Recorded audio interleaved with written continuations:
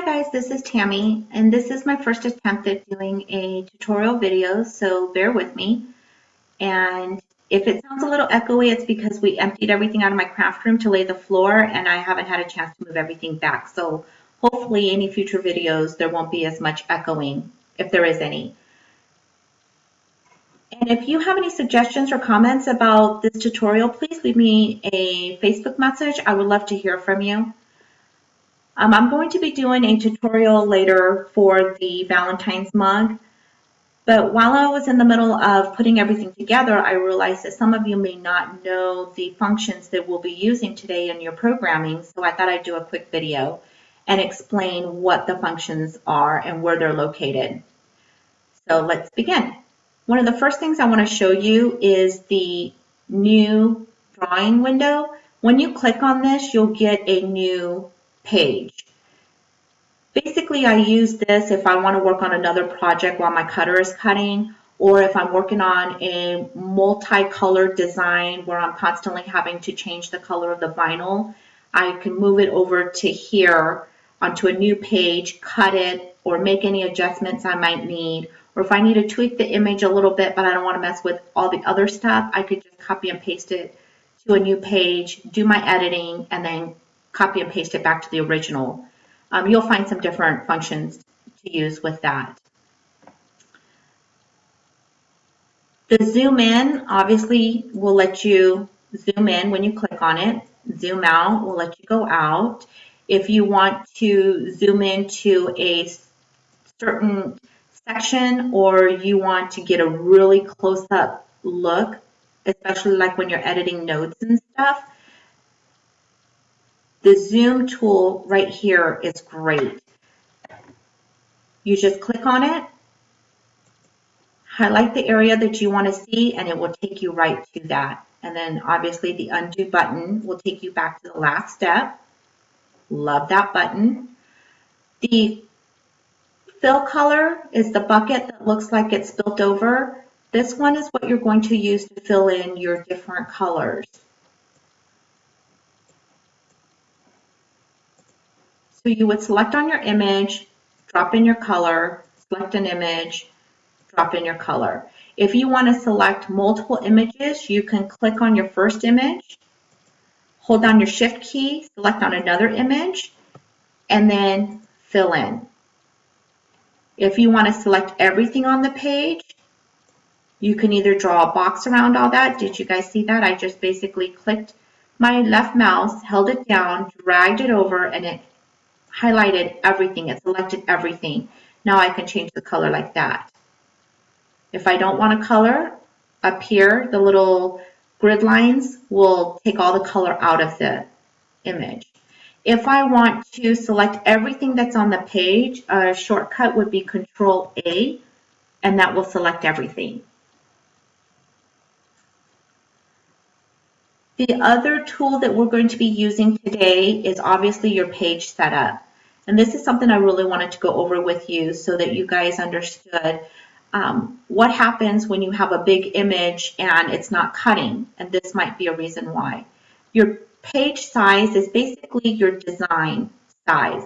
So if you're working on something that's going to be 12 by 12, then you're going to set it to 12 by 12. If you're going to work on something that, let's say you want to do a subway art and your sign is going to be 12 by 24, you would just change the height to 24. And now your work area, everything that's in white is your work area. Your page size is going to be 12 by 24.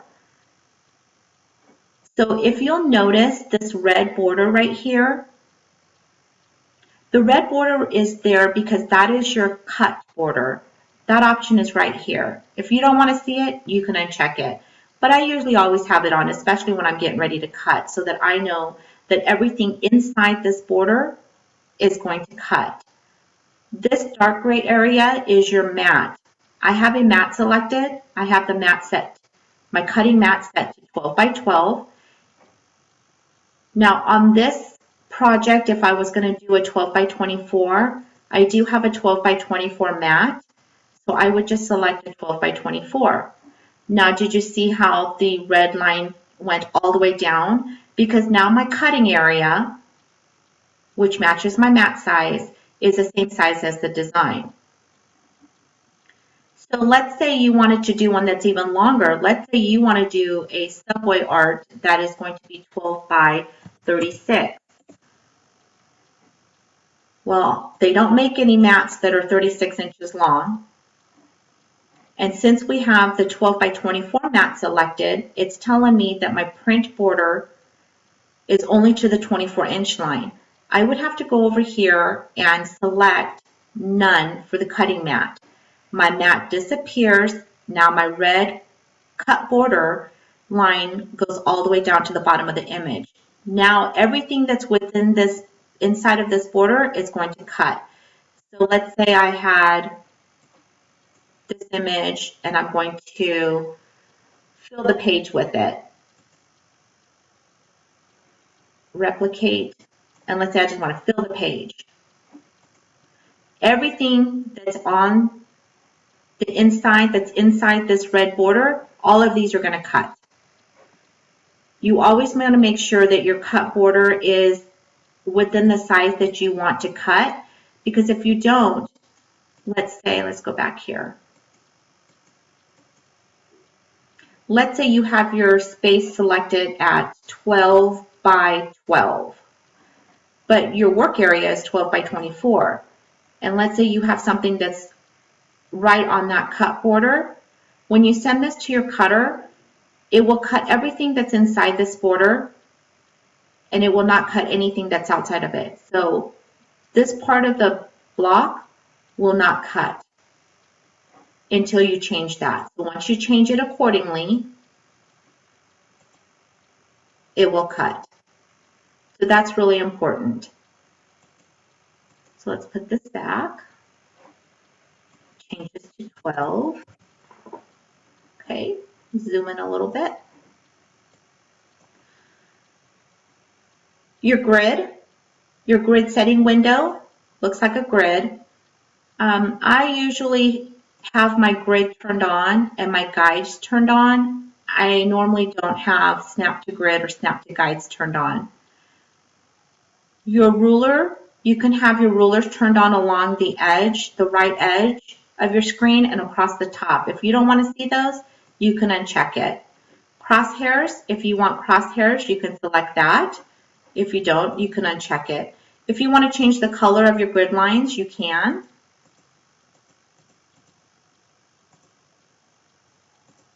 Whatever color you want. Your spacing, I usually have my spacing set to inch because I like to match up my mat with my virtual mat. And the divisions, I usually go between 2 and 4, but you can make it whatever you want. Let's go back. Okay, now the last thing I want to show you is your cut settings. Your cut settings, if you noticed when I select on it, this is unselected, and look right here, when I select on it, a virtual roller will come up. These rollers right here, this is what holds down your medium, whether it be cardstock, vinyl, heat transfer, whatever it may be. You have to have these rollers either on the mat or on your vinyl if you're not using a mat. You can adjust these, but basically you want the edge of the roller right here along the inner edge of this mat, along this gray area. So when you load up your mat with load cutting mat, it's going to grip the edges right here and feed it through to your cutter, and that's what you want. You can use standard cut mode or advanced. Basically, standard gives you the option to cut in these styles. Advanced lets you cut in layers, colors, or lines. Today we're just going to use the standard. See how all of these lines are dark and bold red? That means every single line is going to cut. So if I send this to the cutter as it is, it will cut this square, it will cut this square, it will cut this square, it will cut this square. If I don't want that to happen, Let's say I want two colors. We're going to use red and black today. So let's say this one's going to be red. If I want to select multiples, I can hold down the shift and click on something else. Let's say I want this to be red, and then this one, shift, click. These two are going to be black. When I send these to the cutter, if I send it just like that, all of this are going to cut on whatever material I have in the cutter. But let's say I don't want to cut the black because I have the red on my mat. I have the red vinyl laid on my mat, and I just want the red to cut. I would select on no cut. Now, only the red squares, see the bold red outline? Only the red squares are going to cut. I would send this to my cutter. I selected vinyl. I've got the appropriate settings. Send it to my silhouette. It's only going to cut the red. Once it's finished cutting, I'm going to remove the red off of my mat, lay down my black. Now I'm going to select the red, shift, click, select no cut. As you see, it went away. Now I want to select the black. I want this black, shift, and then click, and then select cut. Now that red line, that bold red line is on the black. I have my black on my mat. I've got it in my Cameo ready to cut. I hit send to silhouette, and it is only going to cut those blacks. That is how you cut multiple colors on one design. So down here to the material type, your most often used mediums are listed. You're going to select on the vinyl. When you click on that, the editing window will expand. Here you'll have your blade setting. It's telling you to set your blade at 2. Your speed, it's a very basic image, so it's gonna cut fine on 10, and your thickness is going to be 6. This right here is your double cut. You would use that a lot when you're cutting heat transfer, glitter, something that you need to cut twice rather than waiting for it to cut and then sending it to your cutter again. You can just hit double cut and it will cut twice. I use this a lot when I'm doing rhinestone templates. If you have an image where it's not getting a clear cut in the corners where it intersects, you can click on the line segment overcut and it will cut just past the intersecting points, so you don't have what I like to call the hanging chads. You get a really good cut. And if you need more of an overcut, you can adjust the start and end extensions here. I've been pretty successful with the 0.1. I've never had to go anywhere past that. Your test cut, to be completely honest with you, I don't use the silhouette test cut. I make my own. I usually will draw a box in the corner and then a line.